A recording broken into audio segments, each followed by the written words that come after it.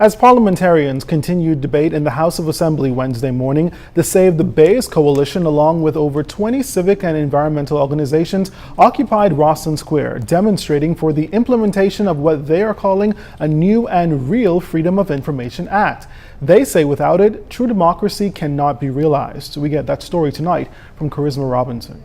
Civic and environmental groups demonstrating outside of Parliament Wednesday say Bahamians have the right to know the facts when it comes to the business of this country. Vice President of the Grand Bahama Human Rights Organization, Joseph Darville, says the controversy surrounding dredging around the Allistown dock in Bimini sparked this push. We want to make sure that with the Freedom of Information Act in place, something that happened in Bimini, which is absolutely catastrophic to the environment, and we're not against development, but we are totally against development that comes and destroys the environment that has supported people in their livelihood for centuries in this country.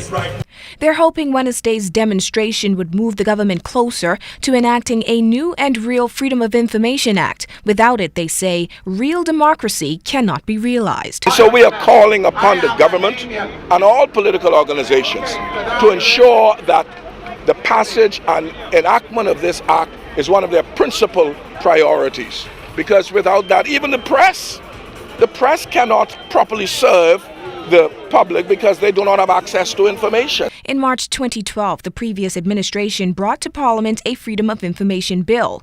However, since then, it has not been implemented. Answered your question. It was debated, and only thing need to be done now is for the Prime Minister to enact it and sign. The bill that's before Parliament now has no teeth. Has no teeth. It's not worth the paper it's written on at this stage. So we would ask this government to do the right thing, to review the present bill that's before Parliament, and ensure that it has teeth. Deputy Prime Minister Philip Brave Davis says that is something the government is working on. We have looked at it and we have found that it's not workable in the present state.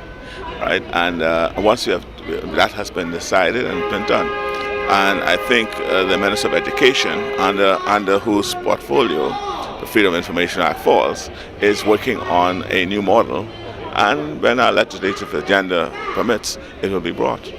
Now organizers are hoping to rally up more support for their cause through a 6-point petition. So far, they've gotten over 5,000 signatures. Charisma Robinson, ZNS Network News.